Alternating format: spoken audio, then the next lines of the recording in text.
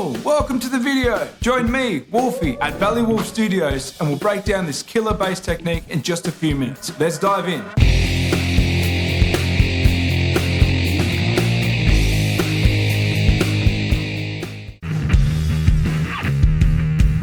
So we've done the drums, let's listen to what's going on with the bass. There's not as much going on with the bass, right?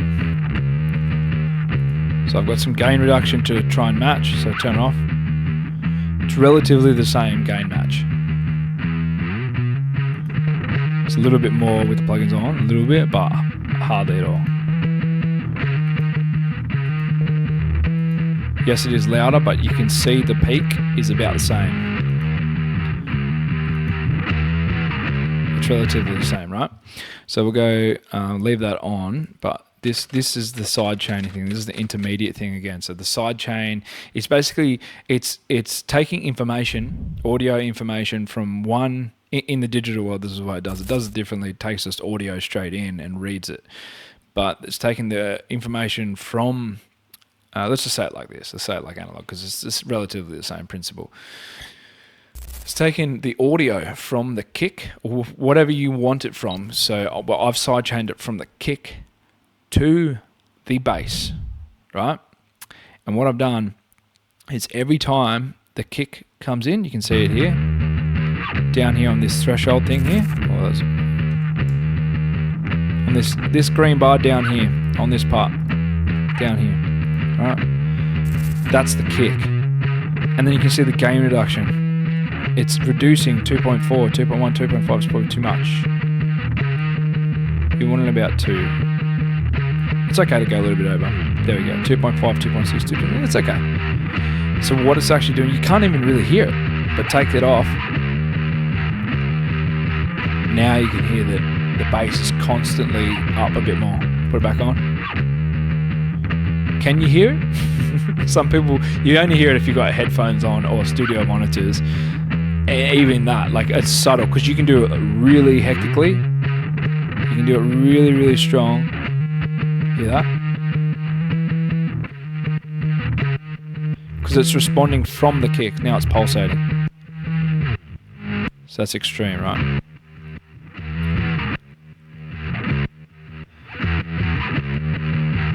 So go back up to my setting. About 16, 17. Alright, so, and the setting I've got here, so Ableton's stock compressors and stuff are pretty easy to use. As well as, this is a compressor doing this. This is a sidechain compressor. This is the stock compressor from Ableton. This is the stock compressor from Ableton. That's what it is. So the attack is pretty much straight away. You know, I mean, I wouldn't do much different. Maybe pull it away a little bit. I'm going to keep it there. I was just using my ears and that was where it was. I've got about a 4:1 ratio, slightly less. You can do micro-newt adjustments in all these. This is all digital. The release is about 11 milliseconds. I thought that was the best. I'm not going to go through the ins and outs. We can do that in another video. But that's what that's doing. Now, it's also going through... let's go back to the front first. I'll just show you what that was.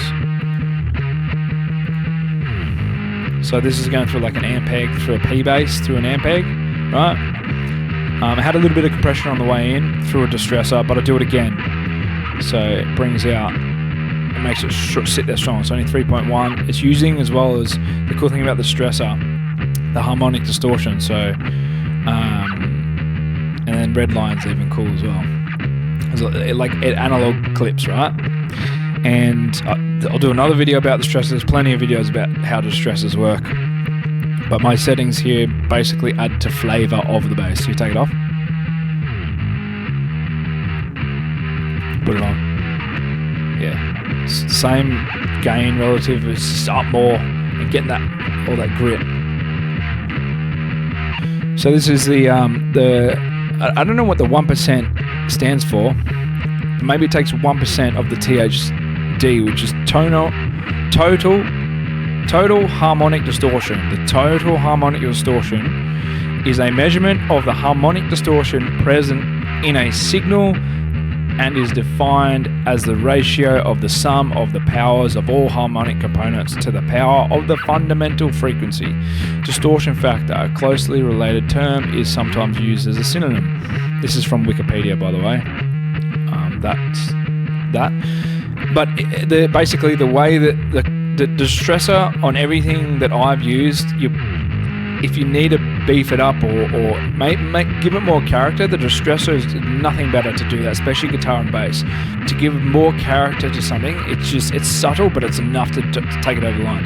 Then you can sculpt it because it's a compressor, and there's a couple of different ways to do it. They call it a Swiss Army knife of compression. It's an excellent tool, and I'd highly recommend. I've used other distressors. There's a Waves version is okay substitute, but basically I've used a couple of different ones. I can't remember what else I used. There was a IK Multimedia one's okay, but this Universal Audio is so good. And then I've got the KIRCHHOFF EQ, which is my favorite EQ. I'm going to do a test and see if I can do a whole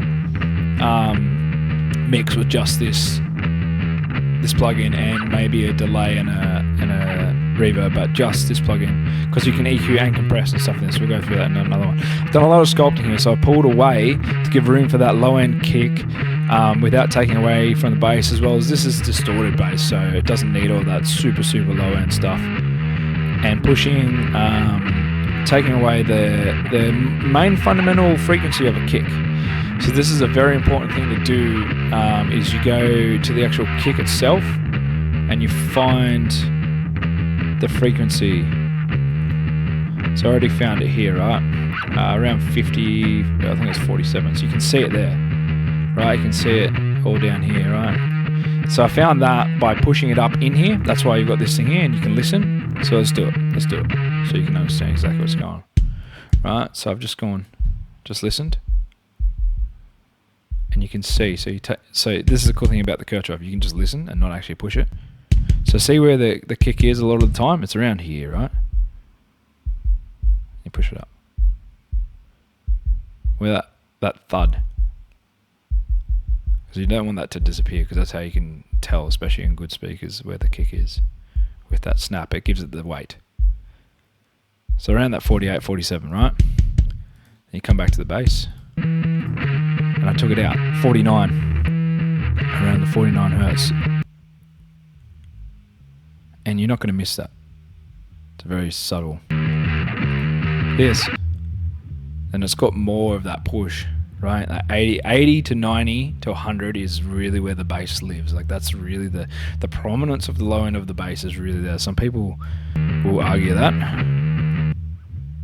I think 80 to 86 is a really good mark for a lot of bass. Right, and then I've taken out some unnecessary. Let's just listen to it, push it up.